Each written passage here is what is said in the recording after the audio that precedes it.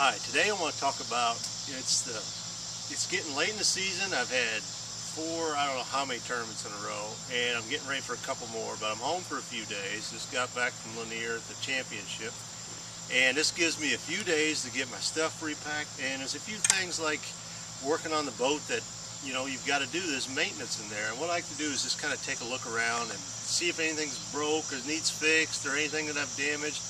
And one thing, we've talked about props, we talked about tires, and the next thing is right here, the lower unit. The lower unit is from here to here. This is where the gears are. That's what turns the prop. It's where the exhaust comes out. It's where the motor picks up the water.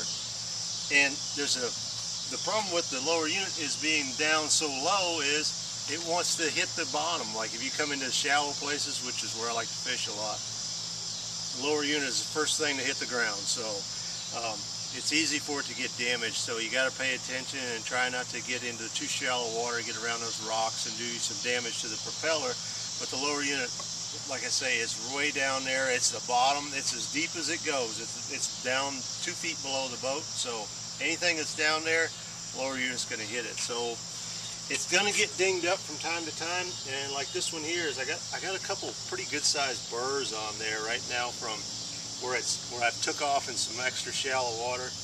And those things are, two things wrong with that is, one is you can cut your fingers on it just by holding on to it like this, and the other thing is that creates air bubbles. When that motor's going through the water at 70+ miles an hour, if there's any little catch on the edge of those props or on the front of these, on the fins, that's going to create turbulence, and it's going to cause air bubbles. So what you try to do is get rid of those. And if it's a pretty good sized burr, I'll just use a file, and I'll just file that little edge off of there.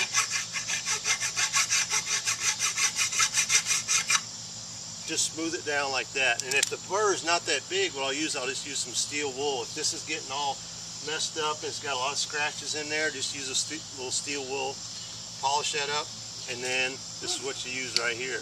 This is touch-up paint, metallic. Emerald Johnson, they also have it in the white.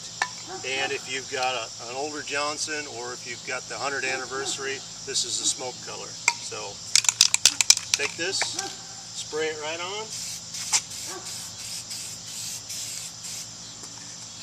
Now your lower unit looks like it's bright.